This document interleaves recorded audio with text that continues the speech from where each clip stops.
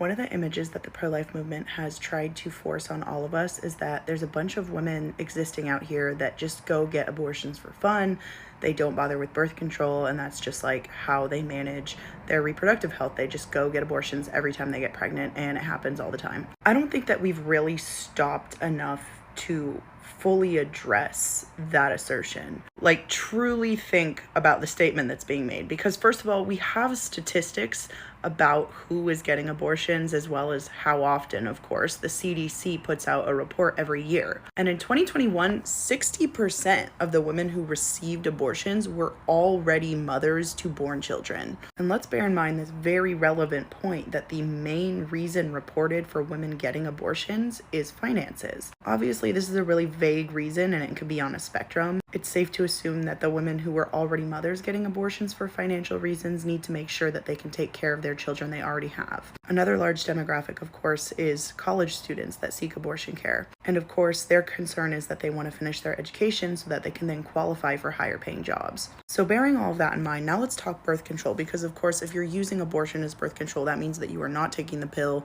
you haven't had an injection, an IUD, or anything like that. So if you're watching this, go ahead and comment what age you were put on your first birth control. For me, I was 17, and it was for my hormones. I was virgin for at least a year after I got put on the pill. Since the bulk of responsibility when it comes to pregnancy befalls the woman in society, we make sure to have our asses covered. Our parents and the women in our life teach us when we're still teenagers. It's only places where you see abstinence-only education and restriction on access to birth control, especially for minors, where the teen pregnancy rate is extremely high. So where you're seeing unwanted pregnancies, especially with adolescents, it's in areas where they didn't learn about how the process works and you didn't give them the access to the birth control that would have prevented them from getting to the point of pregnancy. Moreover, places like Planned Parenthood give away the pill and condoms for free, and insurance covers most other forms of birth control, including IUDs. So although we could definitely improve and widen access to contraceptives for all, they're already pretty available and a lot of women do use them. But the point that I really want to get to, let's actually stop and think about this person that they have put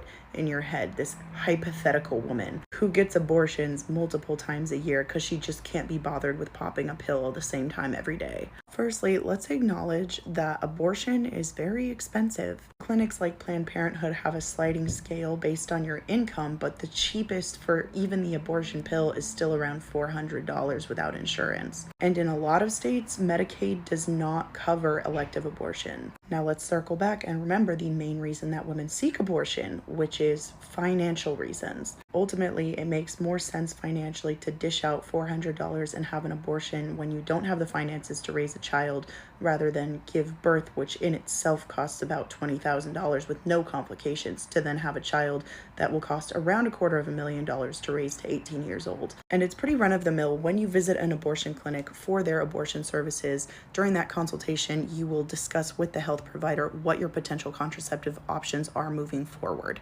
The vast majority of abortions are done either by pill or by the vacuum procedure before 13 weeks. Both require a little bit of time for recovery, but one is obviously more intense and more invasive and more expensive. After either procedure, there's a given amount of time where you can't even insert a tampon, but you will be spotting for about 6 weeks, so you have to wear maxi pads everywhere. So it's quite physically impossible and improbable that there are women out there getting pregnant, scheduling an abortion, paying $500 to $1,000, enduring the physical process of both the procedure itself and the recovery, allow their reproductive system to heal over the allotted 6-week period, and then immediately start seeking a guy to impregnate you again. The idea that one woman, let alone millions of them, are out there doing this regularly and it's a culturally accepted thing is simply absurd. And could you honestly imagine a woman who went out and did this on purpose or often? I personally don't know anybody who's had more than 2 abortions. But for real, I've heard stories from pro-life people claiming in these comment sections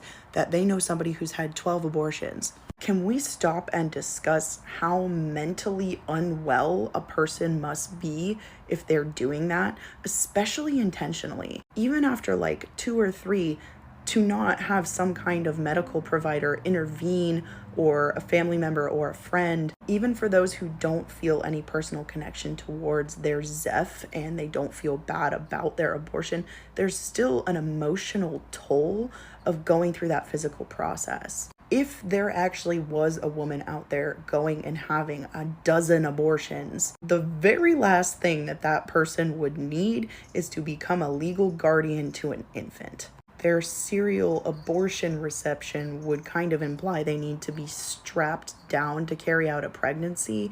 And I think that it's really telling, as always, that the pro-life movement completely disregards the experience that the pregnant person might be having. Pregnancy is an extremely taxing physical, mental, and emotional endeavor. In order to be absolutely, truly pro-life, you need to actually give a fuck about the well-being of those with the capacity to get pregnant, and understand that some people are in such crisis or in such a position in their life where a pregnancy would be detrimental, and that you prioritizing the fetus over their well-being tells them you don't care. But rather than concede that those who can get pregnant have humanity, you've just created a supervillain character and are now trying to peddle it to the masses as if it's a real situation happening.